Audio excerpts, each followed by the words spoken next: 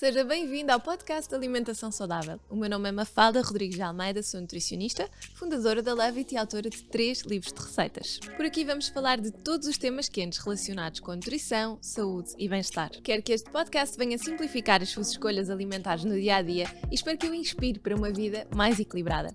Nesta 4ª temporada temos a sorte de ter o apoio da Pura Vita, uma linha completa de pães com ingredientes cuidadosamente selecionados para garantir todos os benefícios nutricionais, sem descurar, claro, o sabor e a frescura. Venha daí!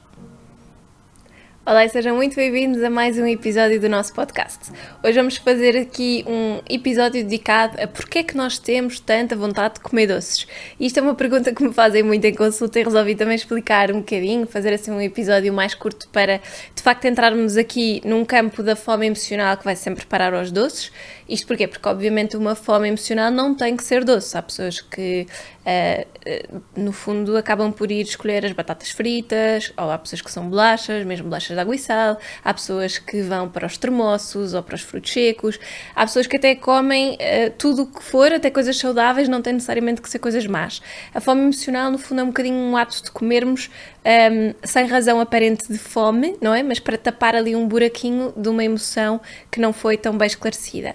No entanto, esta questão da vontade de comer doces não tem necessariamente só a ver com episódios de fome emocional. Eu posso ter acabado de almoçar e preciso, por exemplo, de um quadradinho de chocolate para terminar a minha refeição. Preciso de um açúcar, não é? Ou uma goma, pronto, preciso de uma coisa pequenina. E se eu, de facto, comer só aquele quadradinho de chocolate ou só aquela goma e ficar bem, eu não considero muito isso uma fome emocional. Eu considero isso só uma necessidade de um doce. Percebem porque é que isto é diferente? Pronto, há pessoas que têm as duas vertentes, há outras pessoas que precisam só daquele docinho, mas conseguem controlar, e esta questão da vontade dos doces pode acontecer por N razões.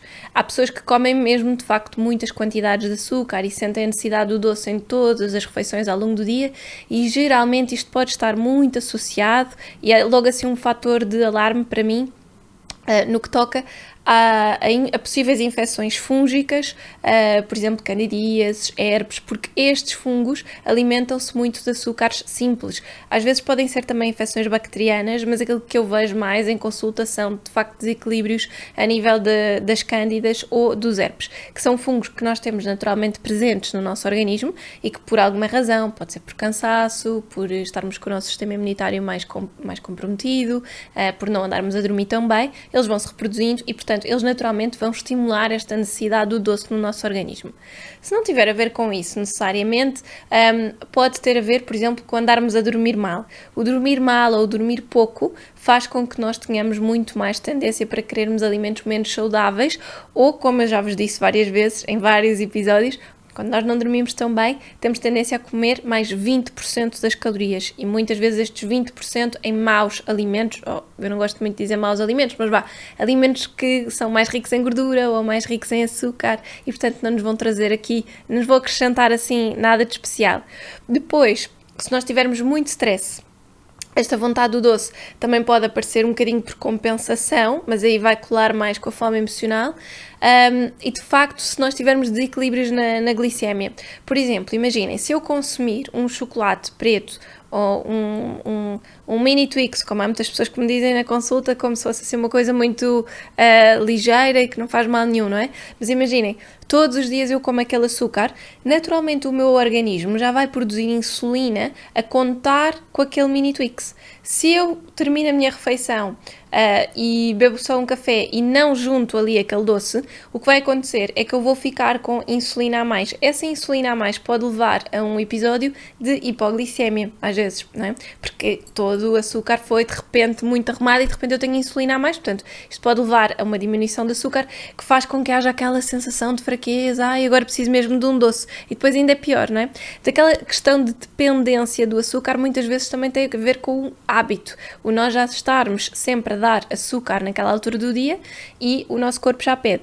E isto também pode acontecer com outro género de coisas menos óbvias. Por exemplo, se nós estamos sempre habituados a consumir um iogurte, o iogurte naturalmente tem muito açúcar, porque nós nunca reparámos muito bem na quantidade de açúcar que está naquele iogurte, sempre comprámos aquele de sabor a morango, imaginem.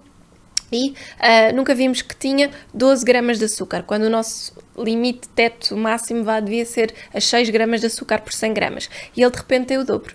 E nós ainda vamos servir uns cereais por cima, que são uma granola super crocante, daquelas de mel e frutos secos, que tem imenso açúcar adicionado. E depois ainda pomos uma banana, que também tem aqui um bocadinho de açúcar, embora seja um açúcar bom. Então, de repente, no pequeno almoço, logo na primeira refeição do dia, nós todos os dias estamos habituados a ter muito açúcar adicionado. O que é que vai acontecer? Nós estamos a habituar o nosso corpo também aí a todos os dias produzir muita insulina. Se de repente há um dia que vamos a um café e não tivemos tempo para fazer o nosso pequeno almoço em casa, comemos um pão com queijo e bebemos uma meia de leite, imaginem, de repente eu tenho ali uma concentração de açúcar muito menor do que o normal e é normal que a meio da manhã, por exemplo, ou a seguir ao almoço me vá dar muito mais vontade de açúcar. Porquê? Por causa do tal fenómeno, eu tenho insulina a mais do que aquela que de facto precisei para digerir a minha refeição, por questões de hábito, ok? Então, esta necessidade do doce pode ser atribuída a hábitos e nós temos que devagarinho ir quebrando esses hábitos. Se nós comemos sempre o quadrado de chocolate a seguir ao almoço, uma coisa que eu aconselho é um dia depois do almoço, outro dia depois do jantar, outro dia depois do almoço, outro dia depois do jantar, e o nosso corpo já não sabe muito bem o que é que precisa, portanto ele não vai automaticamente criar aquele aumento da produção de insulina porque ele não sabe se vai haver o chocolate ou não, e depois devagarinho vamos deixando de facto de o ter ali. Então, isto são coisas que nós vamos quebrando na nossa rotina, fazer melhores escolhas alimentares, obviamente, eu não posso fazer um corte radical naquele pequeno almoço, mas se trocasse por um iogurte com menos açúcar, trocasse a granola se calhar por uma caseira ou uma que tivesse muito menos açúcar, e quando ela diz crocante normalmente tem quantidades de açúcar astronómicas, mas pronto, fazer assim uma troca por melhores escolhas de base que até mentalmente não nos fazem parecer que estamos a comer coisas muito diferentes, simplesmente de facto estamos a comer coisas que nos ajudam, faz com que o paladar seja também mais habituado, e o nosso paladar ao doce também se vai treinando. Quanto menos quantidade de açúcar nós vamos consumindo por dia, mais facilmente o nosso paladar se vai habituando, e portanto ao longo do tempo, de repente se comemos outra vez uma coisa que é muito doce, já sentimos, afinal, isto é mesmo muito doce, já não estava habituado. Portanto, nós vamos treinando esta questão. Os motivos que podem levar a esta necessidade do doce podem ser estes, podem ser muitas outras coisas, como disse, o sono, o stress, mas de forma geral este sono, este stress levam-nos mais à questão da fome emocional e não propriamente à necessidade de um açúcar. Outra coisa que às vezes se confunde com a necessidade de açúcar é quando nós temos aquela sensação de eu durante o dia portei-me muito bem, como dizem isto na consulta, eu durante o dia porto-me super bem, eu tomo o meu pequeno almoço, faço o meio da manhã, almoço, não sei o quê, mas depois chego a casa e tenho uma vontade de atacar o armário. Ok, isto por um lado pode ser um componente emocional, por outro, se acontece todos os dias, independentemente de ter sido um dia bom ou um dia mau, muitas vezes também está associado a este portar bem durante o dia não foi comer para as minhas necessidades energéticas.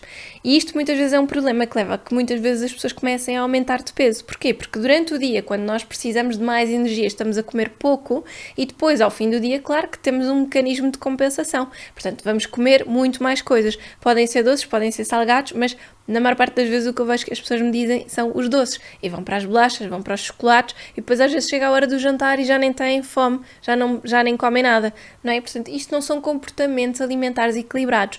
E quando isto acontece, temos que tentar perceber se o nosso portar bem está adequado ou não. Se calhar temos que aumentar um bocadinho mais a quantidade do pequeno almoço ou comer coisas que de facto sejam mais equilibradas. Se calhar em vez do pão com manteiga, comer um pão com ovo, que tem mais proteína e tem mais gordura e vai acabar por me deixar mais saciada o resto da manhã. E se calhar vai fazer com que eu não precise tanto de petiscar aquelas bolachas entre as reuniões e que consiga depois no almoço comer um prato de sopa e o prato principal, já tenho mais fibra, fico mais saciada, não preciso do doce a seguir ao almoço. Portanto, são muitas coisas que nós temos que fazer com um sentido também autocrítico, olhar para estes nossos hábitos e perceber porque é que eu estou constantemente com esta necessidade de comer doces. Ok? E saber também distinguir se é fome emocional, se é de facto uma questão de hábito e de tentar então desenraizar esse hábito fazendo escolhas melhores. Se for uma questão de fome emocional é muito importante analisarmos a nossa parte mais psicológica e tentarmos de facto ter até ajuda com um psicoterapeuta, porque às vezes na nutrição não nos vai ajudar nós tentarmos cumprir um plano alimentar muito certinho se aquilo que nos leva a comer são questões emocionais que não têm nada a ver com a alimentação, não é? A alimentação é o ponto final, é o escape. E portanto a pessoa sabe que está a fazer uma coisa, está a ter um comportamento alimentar que vai contrariar completamente aquilo que seria o que iria de acordo com os nossos valores, não é? Portanto, é importante também fazermos esta divisão e percebermos bem porque é que as coisas estão a acontecer. Mas, de facto, há alguns alimentos também que podem ajudar a combater esta vontade dos doces e da fome emocional. Por exemplo, os frutos vermelhos, que são ricos em fibras e antioxidantes, vão-nos dar muita saciedade com baixas calorias e são muito boas para quem tem aquela necessidade do doce petisco. Eu até costumo sugerir pormos assim uma tacinha com mirtilos ou com uvas, às vezes até, por exemplo, no meu caso eu uso muito mais as uvas, e vamos petiscando. Às vezes até tenho na cozinha assim uma taça com uvas e quando preciso daquele doce de petiscar, vou buscar as uvas ou os mirtilos e sinto que ajuda bastante. O abacate tem aquele efeito muito parecido com o ovo, como vos dizia, é muito rico em gordura, boas vitaminas, bons minerais também, e isso vai nos ajudar a manter-nos mais estáveis, mais saciados. Os frutos secos, e sobretudo se eles tiverem assim casca, como é o caso dos pistácios, as nozes, que nós temos mais trabalho para descascar, para ir buscar, aquilo é quase um ritual, e portanto nós até vamos petiscar coisas que são bastante ricas e bastante nutritivas, são até um bocadinho mais calóricas, por exemplo, do que as bolachas, mas são muito mais interessantes do ponto de vista nutricional e como não têm açúcar, não vão ter aquele fator de vício que nos vai alimentar mais esta necessidade do açúcar. As sementes também têm este fator e, por exemplo, para quem à tarde tem muito aquela necessidade de ter um crocante, às vezes o que eu aconselho é fazer assim uma taça com iogurte, fruta e em vez de estarmos a pôr granola, que à tarde muitas vezes não precisamos dessa energia extra, pormos uma colher de sopa de sementes, de girassol ou de abóbora, que nos dão um crocante, deixam-nos saciados, mas sem aqueles hidratos de carbono simples extra que muitas vezes têm açúcares adicionados. Os ovos, à semelhança do abacate, também têm esse efeito de nos dar proteína e de nos darem aqui alguma saciedade. Os vegetais que sejam um bocadinho mais crocantes, mais rijos, por exemplo, o aipo ou a cenoura que fazemos em palitos, podemos comer com hummus ou com guacamole e que nos dão aquela questão do crocante. Eu gosto muito de fazer isso no verão, por exemplo, com os palitos de cenoura e acho que ajuda muito. Outra estratégia muito importante é manter-nos hidratados, porque quando nós estamos mais desidratados confundimos um bocadinho esta questão da sensação de sede ou de fome e acho que é importante nós mantermos esta questão. E para quem é muito goloso, por exemplo, existem chás naturalmente que têm um paladar mais doce e isso ajuda. Por exemplo, os chás que levam canela, há alguns chás que até são chás de cupcake ou chás de muffins, têm sabores mais adocicados ou levam baunilha, por exemplo, aquelas infusões que se vê muita infusão do Natal ou infusão de especiarias, de gengibre, pumpkin spice, etc. E que são muito interessantes para ajudar com estas escolhas porque nós estamos a consumir um chá que não tem calorias, que é altamente aromatizado e que nos ajuda a acalmar essa necessidade de um paladar doce na boca, não é? Que na realidade pode ser só isso. Depois eu acho que não há nada como distrairmos. Quando nós temos muito essa vontade do doce, e se de facto for uma questão mais emocional, é o distrair, é o começar, pronto, terminei a minha refeição do almoço, tenho a necessidade daquele doce, vou sair do sítio onde há os doces, não vou ficar ali no café, a beber o café e olhar para a montra que está cheia de bolachinhas para pedir o café com a bolachinha. Vou beber o café, vou-me embora, se calhar vou andar um bocadinho a pé, vou aproveitar e ligar a alguém da família para pôr a conversa em dia ou um amigo, vou começar logo a trabalhar, o que for, mas que nos ajuda a tirar a cabeça daquele mindset, daquela necessidade do doce. E se quando chegamos a casa, então temos que aproveitar para nos distrair também. É começar a preparar as coisas para o jantar, se calhar até comer um bom prato de sopa quando chegamos a casa ao fim do dia, porque é uma coisa quentinha e reconfortante e que nos sacia imediatamente e nos distrai. Lá está, porque comemos a sopa e não vamos ao doce ou não vamos abrir a porta do armário para ver o que é que há. Eu acho que isso, por exemplo, para mim é das coisas que resulta melhor. Porque de facto faz com que a minha cabeça saia daquele registro e de repente já estou num planeamento da refeição do jantar e a pôr a minha criatividade em trabalho e que me faz também muito desligar do stress que eventualmente possa ter passado no dia. Também acho que este fazer a lista, este planear as refeições, faz com que seja muito mais fácil evitar esta necessidade constante do doce. E o termos momentos para nós. Eu acho que digo isto tantas vezes que às tantas parece que sou um bocadinho um disco riscado, mas termos verdadeiramente momentos para nós no nosso dia-a-dia. Podem ser 30 minutos para ler um livro que nós gostamos antes de ir para a cama. Pode ser a seguir ao almoço, eu almoço em meia hora, os outros 30 minutos são para dar o meu passeio a pé, ou para ir ver montras, ou para ir fazer o que eu quiser. Mas é o nosso tempo. O termos esse nosso tempo também ajuda muito a regular todos os níveis hormonais, de cortisol, de adrenalina, que nos ajudam a estabilizar mais, e isso também vai fazer com que o nosso dia depois seja mais fluido, mais em paz, e que as nossas escolhas também sejam melhores. Isto serve tanto para a fome emocional como para este equilíbrio de glicemia, não é? Porque quando nós comemos pior, quando nós andamos sempre em stress, quando nós não dormimos bem, o nosso corpo começa a criar um fenómeno que se chama resistência à insulina. Então parece que por muito açúcar que nós comemos, nós nunca conseguimos às tantas produzir insulina suficiente, não é? Para, no fundo, lidar e fazer o processamento destes açúcares. E isto faz com que mais tarde possam vir a desenvolver alguns problemas mais sérios, como uma diabetes tipo 2, como este fenómeno de facto da resistência à insulina, que é um problema muito sério, não é? E começamos a criar aqui problemas metabólicos no nosso organismo que de facto podem ser muito difíceis de ultrapassar. Então, quando nós promovemos estes bons comportamentos, quando tentamos de facto manter as nossas refeições diárias mais cuidadas, com um nível de índice glicémico mais baixo, não é? Que não sejam tão dependentes de açúcar. Pensar, se eu vou colocar um pão, eu preciso de uma coisa que atrase a minha digestão. Então preciso de boas fontes de gordura, boas fontes de proteína, posso ter uma boa fonte de gordura que seja uma manteiga de amêndoa, ou posso ter uma proteína que lá está é o ovo, posso ter o abacate por cima do pão, e isso vai permitir que aquele pão, aqueles hidratos de carbono, não sejam digeridos tão rápido, e portanto eu consigo ter uma carga glicémica da minha refeição mais baixa. Ou mesma coisa com umas papas de aveia, se calhar não lhe vou juntar banana, não é muito interessante, porque é mais um hidrato de carbono. Se calhar é mais interessante juntar-lhe sementes. Em vez de ter só aveia, tem, por exemplo, sementes de chia e aveia. E isso vai fazer com que ela tenha tanto proteína como fibras e boas gorduras, e vai ter uma digestão também muito mais lenta. Ou seja, no fundo, tentarmos sempre que a nossa refeição seja mais completa e mais equilibrada, para não andarmos sempre nestes picos de insulina e de açúcar no sangue, que fazem com que exista constantemente esta necessidade dos doces. Não é? E também conseguirmos ter na nossa vida a presença do exercício físico, de certa forma, que é mais um fator, tal como aqueles bocadinhos de tempo que temos para nós, é mais um fator que nos vai ajudar a equilibrar os nossos níveis de cortisol, de adrenalina, e que são tão importantes para manter o nosso metabolismo hormonal mais equilibrado. Estas coisas todas parecem coisas muito pequeninas e muito insignificantes para a questão da vontade de comer doces, mas têm um impacto diário naquilo que nós fazemos.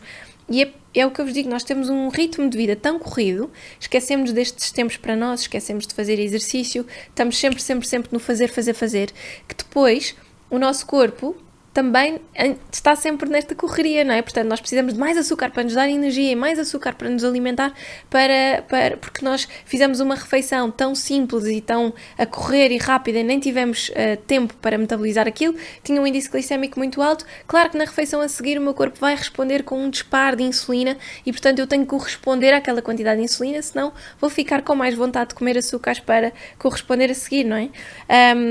E sim, há algumas coisas que nós podemos fazer. Nós podemos fazer suplementação, por exemplo, com picolinato de crómio, que é uma coisa que ajuda a equilibrar estes níveis de insulina e pode ser uma solução, mas sozinho não vai fazer efeito, não é? Da mesma maneira que se calhar eu posso consumir mais fruta, que muitos de nós comem pouco, mais fruta, sobretudo até citrinos, que ajudam a equilibrar aqui um bocadinho, em vez de ir logo para o doce. Se eu preciso de um doce no fim de uma refeição, se calhar posso trocar o quadradinho de chocolate por uma tâmara e depois troco essa tâmara por uma fruta e vou fazendo esta transição assim gradual.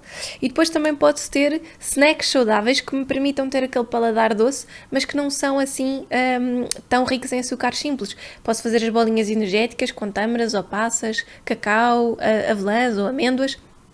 É uma coisa gulosa, sabe a chocolate, mas não tem açúcar simples, nem tem chocolate adicionado, não é? Portanto, acaba por ser uma forma de me dar o cacau, que é um energético, mas sem mudar açúcares simples. Posso fazer um pudim de chia que tenha também canela, vou aquecer junto um puré de maçã, uma maçã assada e fico com um snack quentinho, reconfortante e que também parece que tem açúcar, mas que na verdade só tem açúcares simples, com fibras, com boas gorduras. Portanto, eu estou a trocar, se calhar, umas bolachas de chocolate por umas bolinhas energéticas. Estou a trocar as bolachas de maçã e canela por este pudim de chia. E estas escolhas têm um grande impacto nesta necessidade de continuar a comer os doces.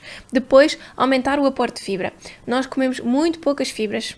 Nunca me canso de dizer isto. Nós temos que consumir 3 peças de fruta por dia. Devíamos consumir 2 porções de legumes boas nas refeições principais. Ocupar metade do prato e ainda juntar sopa. Não há forma mais fácil de tornar a nossa alimentação menos dependente de açúcar do que juntar fibras à nossa alimentação, que fazem com que esta carga glicémica diminua, esta necessidade de aportes de hidratos de carbono simples e que vão de facto aumentar aqui a quantidade de insulina que é preciso para digerir aquela refeição, e isto é muito importante. Também fazermos refeições com mais consciência e se calhar não estarmos tantas horas sem comer é muito importante. Se eu ao almoço como imenso e sinto que fico bem até ao jantar, se calhar eu tenho que reduzir um bocadinho o que eu como no almoço ou reajustar as quantidades do prato principal e pôr um bocadinho de sopa. E se calhar vou ter a mesma sensação de saciedade no fim, mas não fico tão pesada e consigo fazer um pequeno snack que permite equilibrar melhor os níveis de açúcar no sangue e não chegar às 7 ou às 7:30 a casa com a necessidade de atacar o pacote de bolachas. Porque isto são coisas muito, de facto, muito pequeninas, mas que podem ter um papel muito importante. Só para fechar aqui com a questão do crómio, porque eu tenho sempre muitas pessoas que perguntam e quem já me conhece, quem já vai às consultas, sabe que eu nunca recomendo suplementos para emagrecer ou que estejam associados com esta questão da dieta em si. Eu acho que nós temos que aprender a comer e ao aprendermos a comer vamos notar os efeitos benéficos de uma boa alimentação só por si. Mas de facto quem sente muita dependência de açúcares numa fase inicial pode enverdar por uma suplementação de crómio, de picolinato de crómio, que de facto vai ajudar a manter os níveis de glicose um bocadinho mais equilibrados. Ele de facto foi estudado, ou tem sido estudado, aliás é um suplemento que está sempre a ser, estão sempre a sair estudos, e de facto tem um papel importante em casos de déficit ou desregulação do metabolismo da glucose, na ação da insulina e até mesmo na perda de insulina ponderal. No entanto, o crómio afeta a ligação do ferro à transferrina e doses elevadas podem levar a quadros de anemia, que é um problema, e eu acho que também é muito por isso que eu acabo por não recomendar o crómio, porque eu tenho tantas mulheres com déficits de ferro nas minhas consultas que eu prefiro nem sequer estar aí por aí, não é? É mais importante para mim corrigir o intestino, dar suplementação de probióticos, se calhar eventualmente enverdar por uma suplementação de ferro, melhorar os padrões de consumo alimentar para que o ferro esteja a ser mais bem absorvido, não é? E é muito importante, de facto, termos cuidado com isto. Depois, o crómio trivalente está associado à regulação da homeostasia da glicose, porque ele vai influenciar a conformação da insulina e a sua interação com os seus receptores periféricos. E, no fundo, esta mediação é feita por um complexo circulante do crómio e um oligopéptido, que vão acabar por aumentar esta sensibilidade à insulina. Portanto, lá está quem tem o problema de resistência à insulina, o crómio vai ajudar um bocadinho. A dose diária ideal de crómio ainda não está totalmente estabelecida e as entidades internacionais não concordam muito, portanto vocês vão ver que há suplementos com doses muito diferentes. O que eu aconselho é sempre escolherem uma boa marca, com a qual já têm alguma confiança e alguma ligação, e portanto optarmos um bocadinho por essa marca. Segundo a OMS, o crómio é hexavalente, é extremamente tóxico e é considerado um carcinogénico humano, por isso atenção, escolher picolinato de crómio quando forem escolher este suplemento. E acho que é importante também percebermos que, como estava a dizer, o suplemento de crómio só por si não vai valer nada, porque se a nossa alimentação não mudar, eu até tenho ali o crómio, tomo durante 3 meses, que é aquele período de suplementação, para me ajudar a controlar um bocadinho mais esta resistência à insulina, mas se eu não mudei nada, quando parto de tomar o suplemento de crómio, vou sentir se calhar as coisas muito mais agravadas ainda, porque estive ali com aquele tapa-buraquinhos, não é? Portanto, se calhar não me vai fazer assim um grande efeito. E é por isso que eu acho que antes de irmos para a suplementação de crómio, há muita coisa para analisar antes e para perceber em que estado é que está a nossa alimentação verdadeiramente. Há outro suplemento que também gostava de vos falar, que é o extrato de açafrão. No fundo, é um extrato que pode auxiliar na perda de peso através do efeito de saciedade.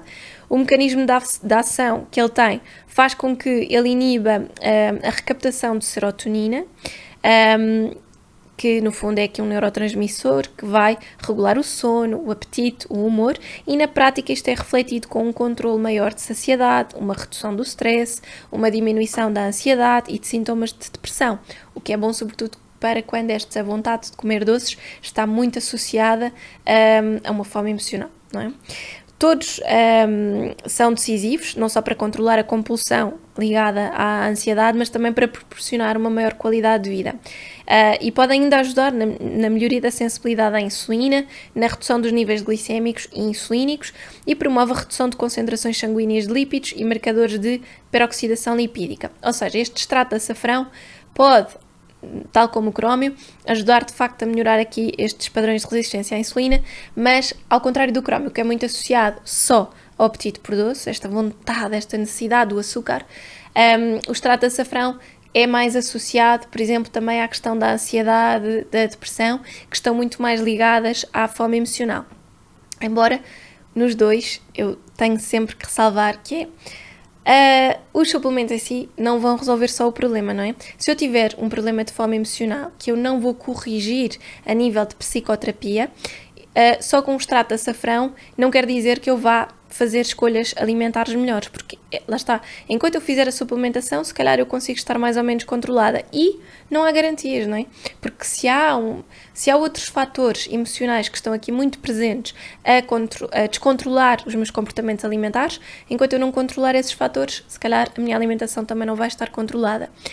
Quanto à necessidade de açúcar por si e a constante necessidade de comer uma coisa que seja doce todos os dias, isto diz muito sobre as nossas refeições, diz muito sobre o índice glicémico que nós estamos a ter e sobre aquilo que nós não estamos a comer, que é, como digo, mais fibras, mais legumes, mais fruta, mais proteína, mais frutos secos e melhorar a qualidade de cada uma das nossas refeições, sobretudo no pequeno almoço, quando nós começamos o nosso dia com refeições que não estão 100% equilibradas. Então se calhar nós devíamos fazer estas mudanças pequeninas, mudar o topping das papas de aveia ou mudar o topping do pão, ter ali o ovo ou ter o abacate, por exemplo, altera-nos completamente o índice glicémico e a saciedade com que vamos estar. Se calhar um pão com compota, lá está, não faz muito sentido quando nós queremos ter mais saciedade ao longo da manhã e menos necessidade dos doces. Se eu começo logo o meu dia a comer uma coisa doce, eu vou ter muito mais vontade de comer doce ao longo do dia, não é?